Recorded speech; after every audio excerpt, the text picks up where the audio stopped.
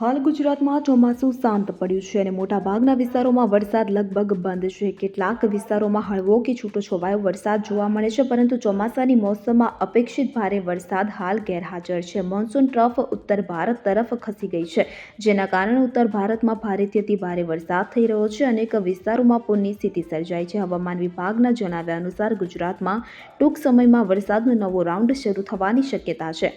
આ રાઉન્ડ પહેલા બંગાળની ખાડીમાં નવી સિસ્ટમ બનવાની સંભાવના છે। હવામાન વિભાગના જણાવ્યા અનુસાર બંગાળની ખાડીમાં 12 કે 13 ઓગસ્ટની આસપાસ એક નવી સિસ્ટમ રચવાની શક્યતા છે। આગામી સપ્તાહમાં આ સિસ્ટમ બંગાળની ખાડીમાં સક્રિય થશે કે જે ગુજરાત, રાજસ્થાન અને પાકિસ્તાનમાં ચોમાસાના વરસાદમાં વધારો કરશે।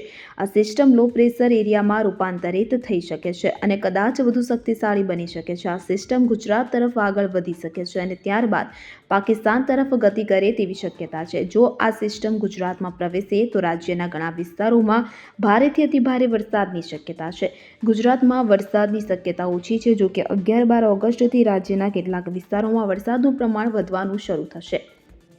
ભારે વરસાદની શરૂઆત 16 ઓગસ્ટની આસપાસ થવાની સંભાવના છે, જ્યારે બંગાળની ખાડીની સિસ્ટમ ગુજરાત તરફ આગળ વધશે। જો આ સિસ્ટમ રાજ્યમાં પ્રવેશે તો સૌરાષ્ટ્ર, કચ્છ, દક્ષિણ ગુજરાત અને અન્ય વિસ્તારોમાં ભારેથી અતિભારે વરસાદ થઈ શકે છે। આ સાથે મહારાષ્ટ્ર અને રાજસ્થાનમાં પણ વરસાદમાં વધારો થવાની શક્યતા છે। 11-12 ઓગસ્ટ દરમિયાન સૌરાષ્ટ્ર, કચ્છ, દક્ષિણ અને પૂર્વ ગુજરાતમાં હળવોથી મધ્ય વરસાદ થઈ શકે છે, પરંતુ અતિભારે વરસાદની શક્યતા ઓછી દેખાય છે। બ્યુરો રિપોર્ટ, ખબર ગુજરાત લાઈવ।